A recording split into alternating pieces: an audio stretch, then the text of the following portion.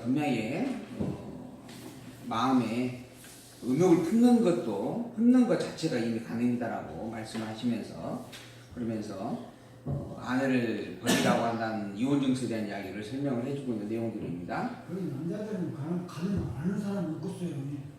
그러죠.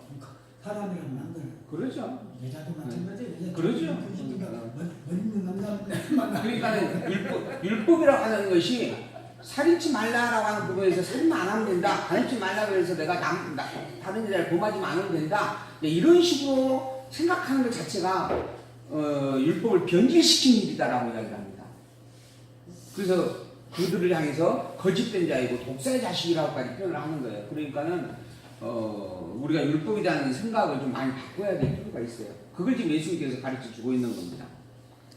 이혼 증서를 주면 된다라고 했지만 실상 나중에 또 뒤에 나와요. 이혼 증서를 왜 주어라고 했습니까? 바리새인들이 와서 물어요. 그때 예수님께서 하신 이야기, 원래는 이혼이라고 하는 것 자체가 성립이 안 된다. 하나님께서 엮어놓은 것을 어떻게 사람이 이렇게 나눌 수 있겠느냐? 나눌 수 없다.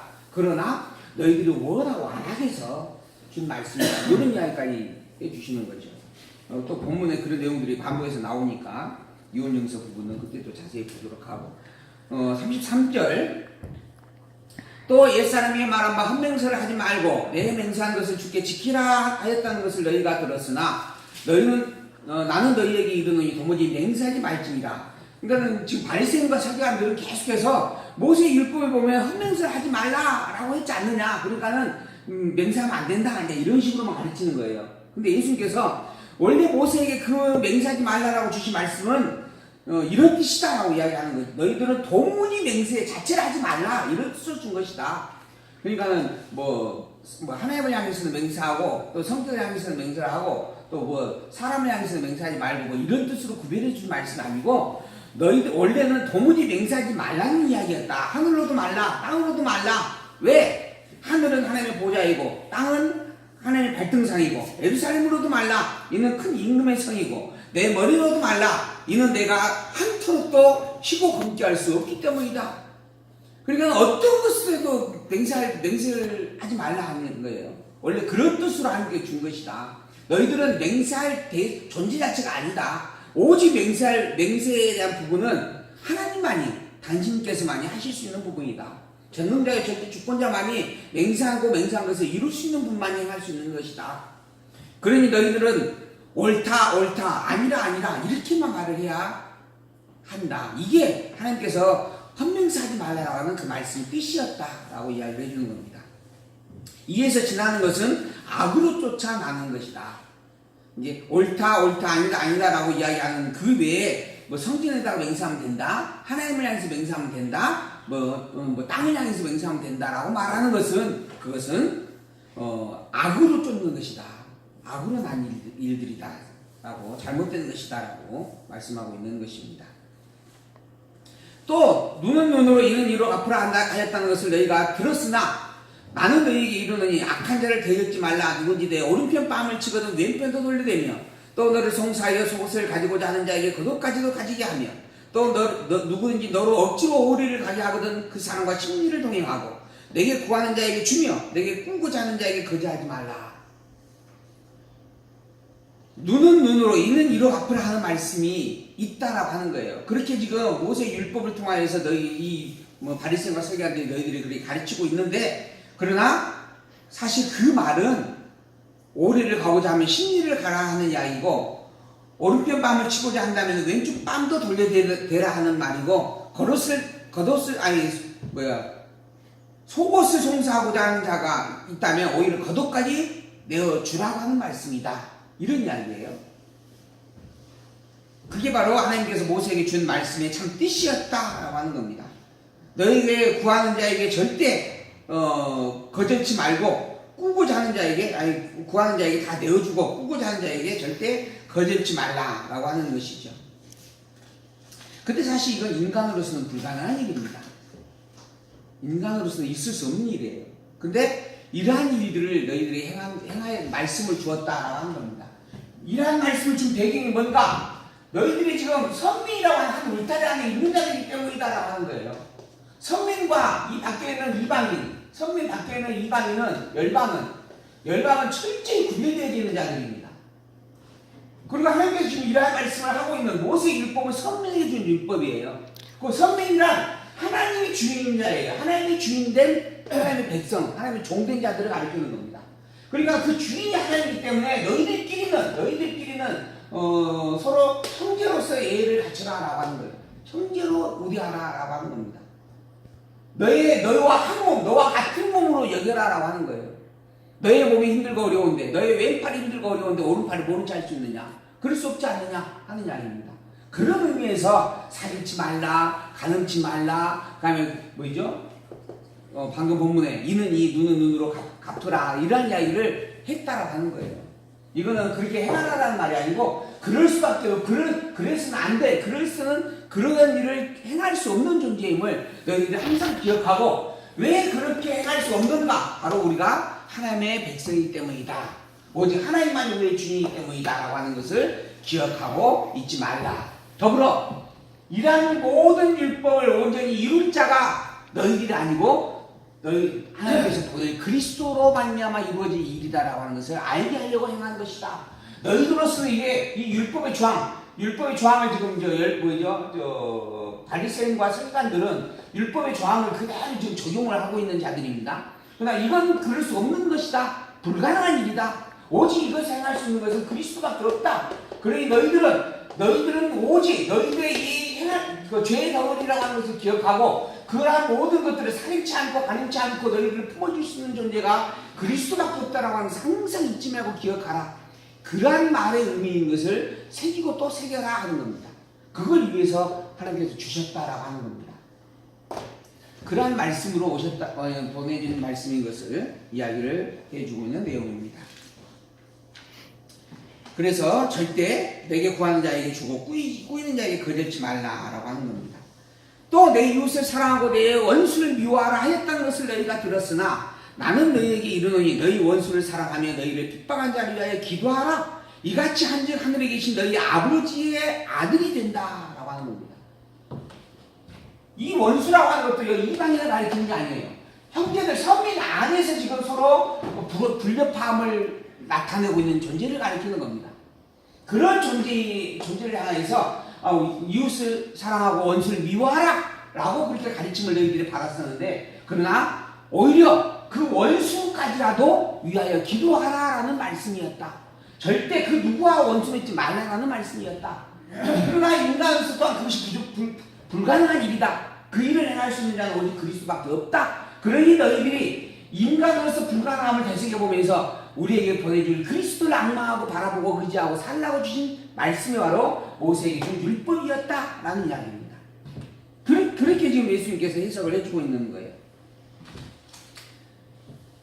하늘에 계신 하나님께서 그 해를 악인과 선인에게 비추게 하시며 그 비를 의로운 자와 불의한 자에게도 다 내리고 계신다. 하나님께서 내가 옳다 그르다라고 판단하고 있는 너희의 형제들을 모두가 다 하나님의 백성을 하나님께서 지키고 보호하고 이끌어가고 있다라고 하는 말씀을 해주고 있는 내용의 말씀인 거죠. 그게 모세의 율법을 통해서 주신 말씀의 참 뜻이었다. 46절, 너희가 너희를 사랑하는 자를 사랑하면 무슨 상이 있으리요? 세리도 이같이 아니하느냐?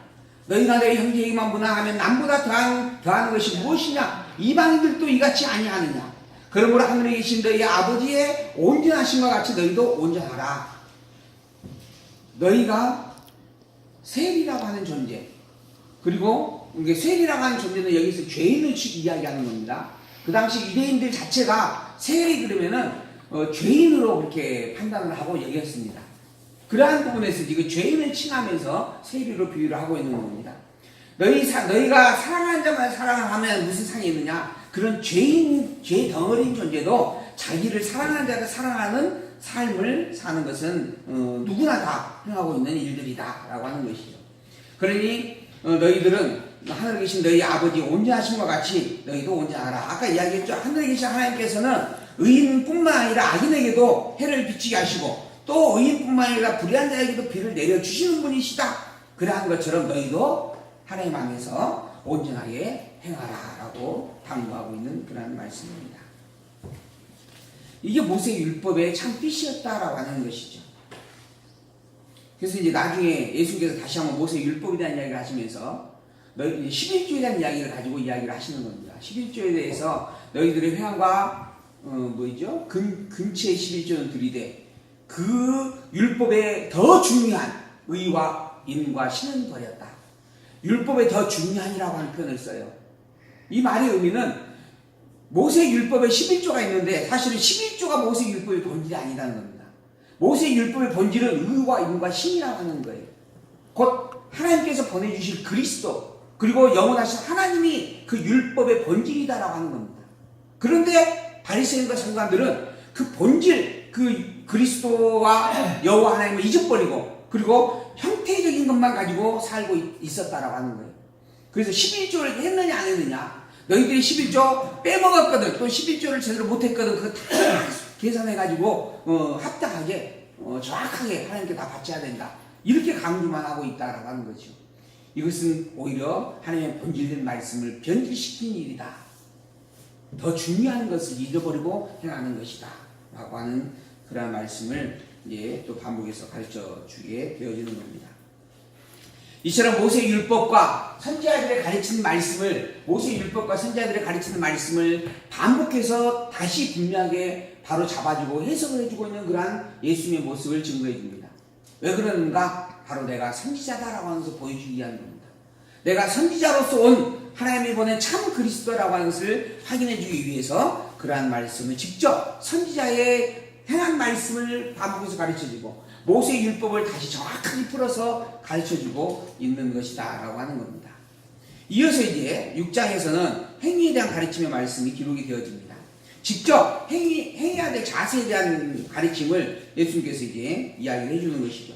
참 선지자로서 하나님의 이미 선포된 말씀을 근본으로 삼고 당신이 직접 이제 가르침을 선포하는 겁니다. 곧 나는 참 선지자다라고 하는 것을 다시 한번 밝혀주고 있는 내용인 것이죠. 사람이 보이려고 그들 앞에서 너희의 의를 행치 않도록 주의하라 라고 하는 겁니다. 이거는 바리새인과 서기관들 염두에 두고 하는 말입니다. 이미 율법을 변질시키고 율법을 자기 좋은 대로 그렇게 주장하고 있는 그러한 자들이 행하고 있는 모습을 비교해서 주시는 말씀이에요. 사람에게 보이려고 그들 앞에서 너희의 의를 행치 아니하도록 주의하라. 그렇지 아니하면 하늘에 계신 아버지께 상을 얻지 못하느니라. 그러므로 구제할 때에 외식하는 자가 사람에게 영광을 얻으려고 회당과 거리에 사는 것 같이 너희 앞에 나팔을 불지 말라. 진실로 너희에게 이르노니 저희는 너희 상을 이미 받았느니라. 너는 구제할 때에 오른손에 하는 것을 왼손이 모르게 하여 내 구제함이 은밀하게 하라. 은밀한 중에 보시는 너희 아버지가 갚으시리라 하는 겁니다. 바리새인과 서기관들은 자기가 의로운 일을 행했다라고 하면서 모든 사람들에게 일부러 알리면서 행합니다. 왜? 율법이라고 하는 부분을 행위적 부분에서 그걸 지켰느냐 마느냐라고 하는 것으로 알고 있었기 때문에 그런 겁니다. 그래서 나는 율법을 이렇게 지켰다라고 강조를 하는 거예요. 그리고 실제로 그렇게 율법에 대한 내용을 대로 지키고 있습니다. 그런데 하나님은, 예수님은 분명히 그러지 말라라고 이야기합니다. 그것은 이미 율법을 지킴으로 인하여 주어진 하나님께 주신 상을 스스로 다 받은 것과 같다라고 이야기합니다. 즉 하나님에게 행하는 모습이 아니고 사람에게 행하는 모습이다라고 하는 거예요. 하나님에게 상급을 받고자 하는 행위가 아니고 이미 사람을 통하여 그 상급을 받고 있는 일들이었다라고 하는 겁니다. 그게 결국 인본주의라는 이야기예요. 바꿔 말하면 율법대로 행하고 있는 일인데 그걸 하나님께서, 예수님께서는 잘못된 것이다 라고 말씀을 하고 있는 겁니다.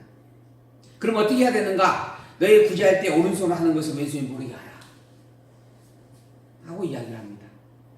오른손이 하는 것을 왼손이 모를 수 있는가? 혹시 오른손으로 밥 먹는데 왼손이 모를 수 있다, 그렇게 이야기할 수 있는 사람이 있어요? 혹시 그런 분 있으세요?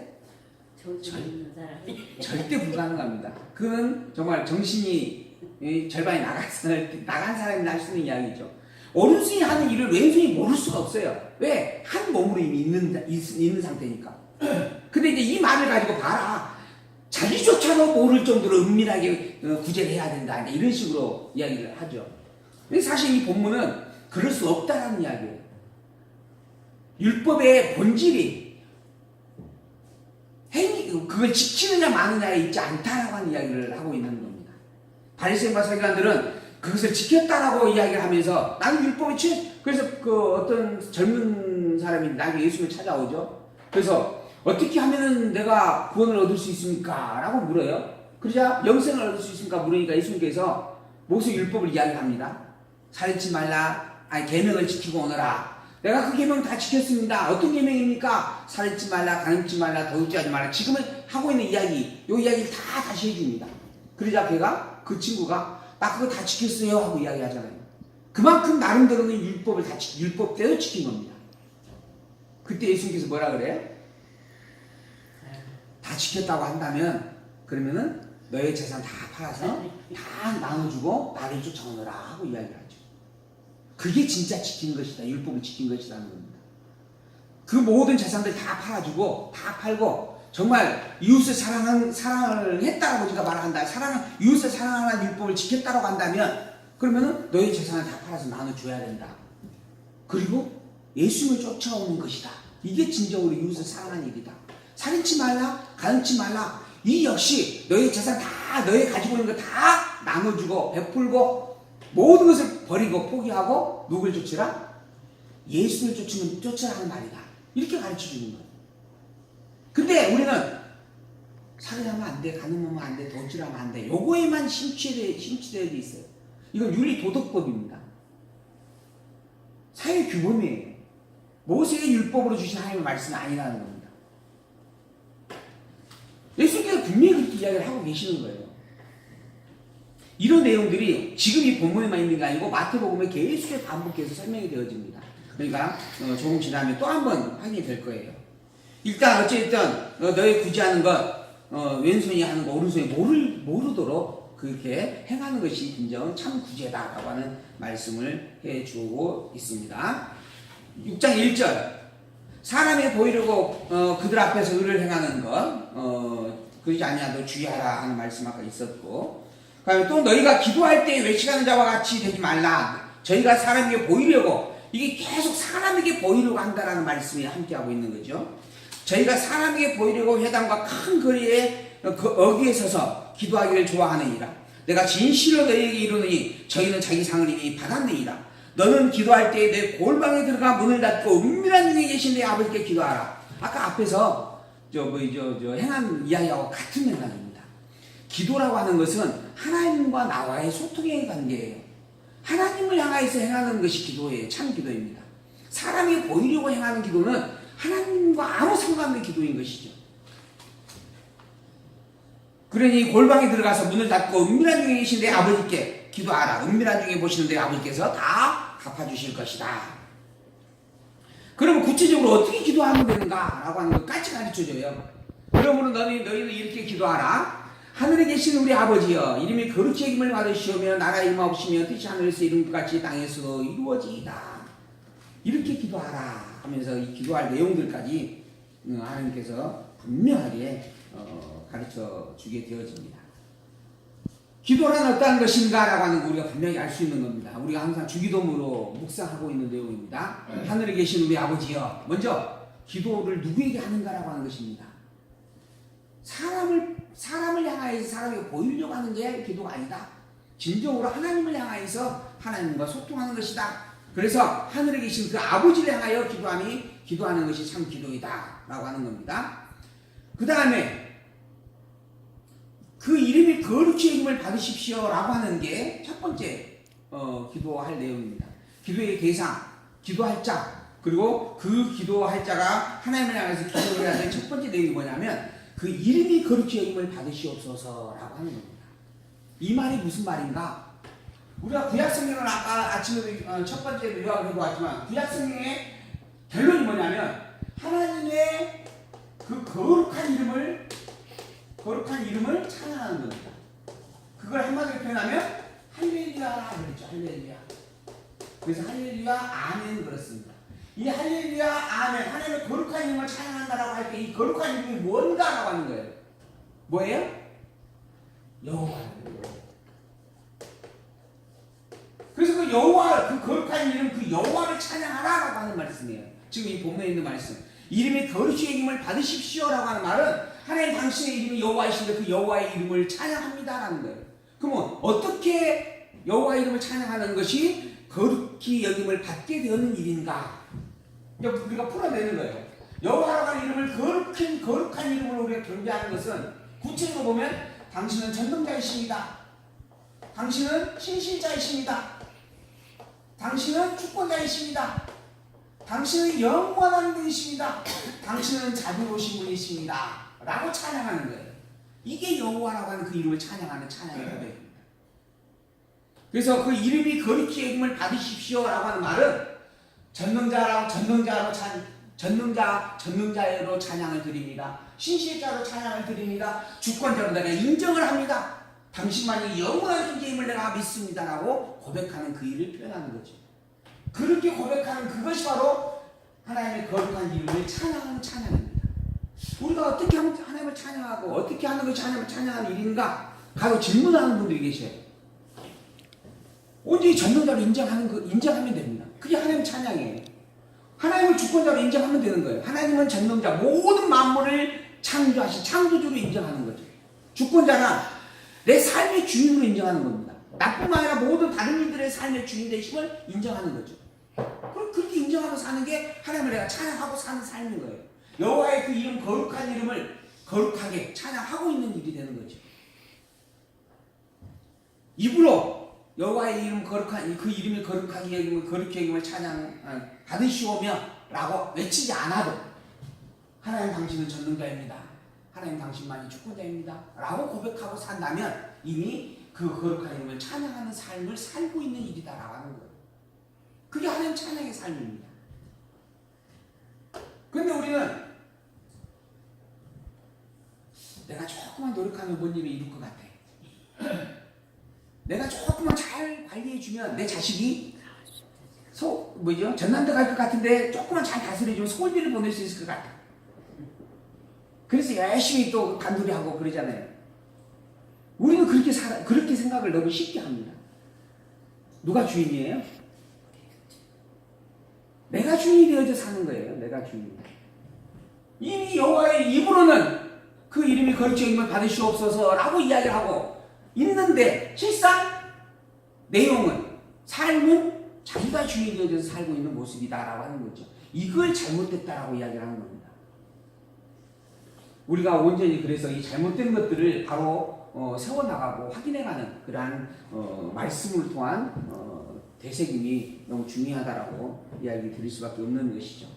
나라 임하오시며 이게 두 번째 제목이에요. 내용입니다. 하늘에 계신 우리 아버지 이름이 거룩히 여김을 받으시오며 나라 임하오시며 이 나라라고 하는 부분 하나님 당신의 절대적 주권의 영역이 천국입니다.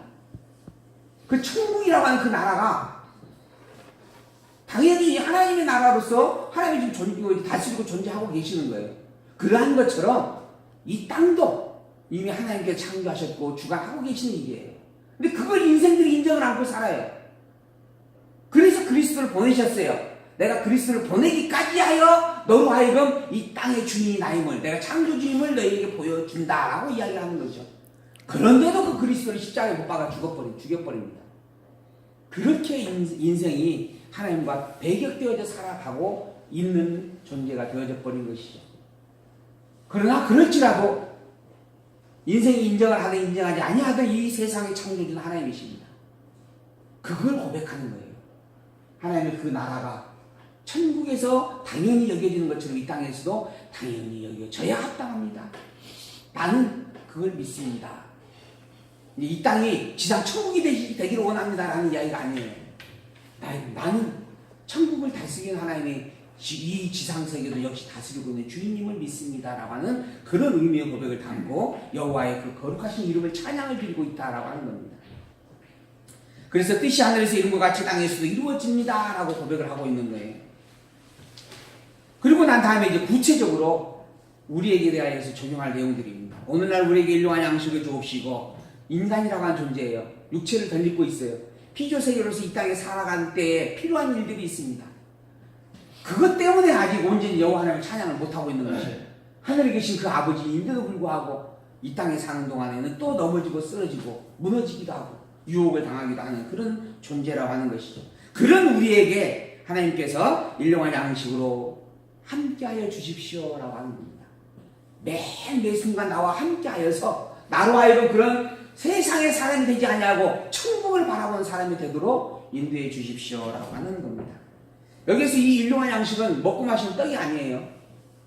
당연히 천국 복음을 가리키는 겁니다. 그 천국 복음이 누구인가? 바로 이 땅에 오신 그리스도예요. 그러니까 그리스도와 늘 함께 살도록 인도해 주십시오라는 의미가 담겨 있는 내용이죠. 우리가 우리에게 죄 지은 자를 사해 준 것 같이 우리 죄를 사해 주옵시고 우리가 우리에게 죄 지은 자를 사해 주었다. 제가 언젠가 그런 이야기를 했던 것 같아요. 우리 교회에서 제가 전에 말씀드릴 때 마태복음 할 때 과연 우리는 우리에게 죄 지은 자를 사해 주었는가? 정말 죄를 다 용서해 주었는가? 그런 적이 있는가? 또한 그럴 능력이 있는가? 실제 우리는 그럴 수가 없습니다. 근데 우리는 마땅히 우리에게 지은 죄 있는 자를 할지라도 사함을 줄 수 있어야 된다라고 하는 겁니다. 왜? 아까 형제에 대하여서 살인치 말라, 가늠치 말라, 도적질하지 말라. 그 무슨 뜻이었어요? 너희들이 이미 하나님의 선민이다 이런 이야기 했잖아요. 우리가 이미 하나님의 선민이다라고 하는 거예요. 그러니 선민이라고 하는 존재가 선민이 되어지기까지는 무슨 일이 있으냐면 그리스도가 오셔서 대속주가 되어주심으로 이루어지는 일이에요. 그리스도를 교회의 머리와 터가 되므로 말미암아 그리스도께서 교회의 머리와 터가 되어짐으로 말미암아 그 이후에 우리가 교회로 세워졌다라고 하는 겁니다. 그러니까 이미 우리는 그리스도 안에 있는 자라고 한다면 누구나 이미 죄에서 속함을 받은 자가 되어지는 거죠. 그러니 당연히 다른 형제도 죄에서 속함을 받은 자일 수밖에 없는 겁니다. 그러니까 우리가 그리스도 안에서 하나 되어진 자임을 인정한다면 이미 그 모든 죄를 서로 이해하고 용납할 수 있는 부분이 되어졌다. 그런 의미에서 주시는 말씀이다라고 하는 겁니다. 뭐 나보고 내가 뭐 선을 많이 행하면 그러면 내가 복 받는다 이런 의미의 내용으로 주신 말씀하고도 너무 다르다라고 하는 거죠. 또한 더불어서 우리를 시험에 들게 하지 마옵시고 다만 악에서 구하옵소서라고 이야기를 하고 있는 말씀이 있죠. 예수 그리스도로 말미암아 우리가 교회가 되어졌지만 아직 우리가 육체를 입고 있는 상태입니다. 그래서 때로는 형제를 원망하고 미워하고 질투하기도 합니다. 원수를 사랑하지 못하고 원수를 위해서 기도하지 못하는 부분들이 있습니다. 라고 하는 거죠. 그런 우리로 하여금 그러한 일들이 없도록 붙잡아 주시기를 소망합니다. 이게 시험에 들지 않게 해달라고 하는 그러한 소망을 담고 드리는 기도입니다. 그래서 우리에게서 그 악을 제하시고 악에서 구원해 주십시오라고 이야기를 하고 있는 것입니다. 결국 이 기도를 이룰 수 있는 자는 결국 우리에게서 우리의 능력이 아니다라고 하는 거죠. 우리는 이 기도를 사실은 그 어떠한 것도 온전히 성취할 수 없는 존재입니다. 오직 이 기도를 이룰 수 있는 존재는 하나님 당신께서 보내신 그리스도밖에 없습니다. 결국 그래서 이 모세 율법은 나보고 그것을 지켜 행하라 11조를 기려라라는 말씀이 아니라 내가 그리스도를 보낼 것이니 그 그리스도가 오거든 그분이 그리스도이구나라고 하는 것을 기억하라 라는 말씀이 되는 거예요. 이걸 지금 예수님께서 풀어서 설명을 해주고 있는 겁니다.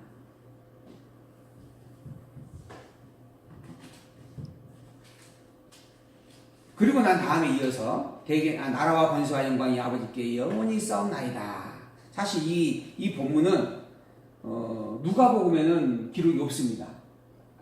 누가복음에는 같은 주기도문이 기록이 되어 있어도 이 본문 자체가 없어요. 그리고 또 고대 사본을 보게 되어지면 이 본문이 있는 것이 있고 없는 것이 있어요. 그래서 이제 누가복음에서 그걸 기록을 안 했고 마태복음은 지금 이걸 기록을 하고 있어요. 그럼 마태는 왜 굳이 이 대목을 기록을 했을까? 이런 부분 때문에 이제 또 여러 가지 주장들이 또 학계에 있는 부분이 있습니다. 누가복음에는 없는 이야기인데 또 사본에도 덜은 없는 이야기인데 왜 굳이 마태는 이 본문을 이 내용에 기록을 했던 것인가라고 하는 거죠. 그것은 마태가 의도하고 싶은 내용이 있어서 그럴 겁니다. 마태는 무슨 뜻을 담고 이것을 기록을 했을 것인가? 하나님의 나라, 하나님의 권세, 하나님의 영광이라고 하는 것, 그것은 하나님 아버지께 있어야 할 것은 너무너무 당연한 것이죠. 근데 인간이 그러지 못하고 사는 겁니다.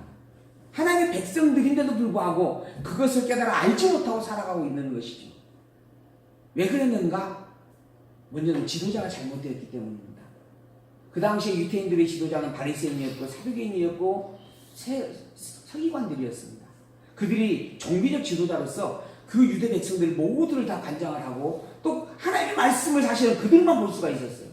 백성들은 그들이 보고 그들이 입으로 증거하는 말씀만 들을 수밖에 없는 상태의 삶을 살았습니다. 그러다 보니까 그 지도자들의 가르침이 정말 큰 영향을 끼칠 수밖에 없었어요.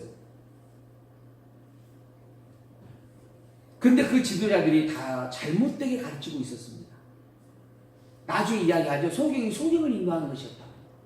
그들은 다 지옥불에 심판을 당할 수밖에 없다라고 예수님께서는 그렇게 단호하게까지 이야기를 하는 부분이 있어요. 그런 잘못된 것들을 그들이 가지고 있었어요. 그래서 율법이라고 하는 것을 지키는 것은 그래서 율법을 통해서 하나님께 영광을 돌린다라고 하는 그런 고백은 내가 이 율법대로 살면 된다. 이렇게 다들 알고 있었습니다.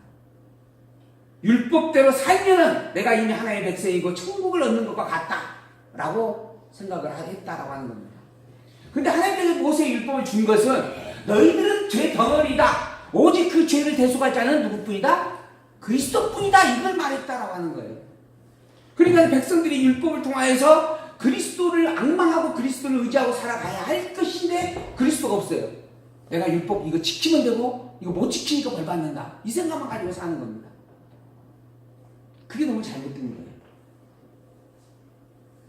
그래서 하나님께 그 나라와 권세의 영광이 영원히 있어야 될 것은 너무너무 당연하다라고 그렇게 마태는 다시 한번 본문을 통해서 강조하고 있지 않는가라고 그렇게 이야기를 하는 부분들이 있습니다. 14절 너희가 사람의 과실을 용서하면 너희 천국께서 너희 과실을 용서하려니와 너희가 사람의 과실을 용서하지 아니하면 너희 아버지께서도 너희 과실을 용서하지 아니하시리라. 하나님께서 백성들을 향해서 하는 이야기예요. 오직 하나님 중심에서 하나님의 말씀을 온전히 바로 알고 그리고 그 모든 죄의 중심, 그 모든 말씀의 중심되어진 그리스도를 용납하고 그리스도를 믿고 의지하는 자, 그러한 자만이 천국의 백성이다 라고 하는 것을 분명하게 가르쳐 주시는 그러한 말씀의 내용입니다.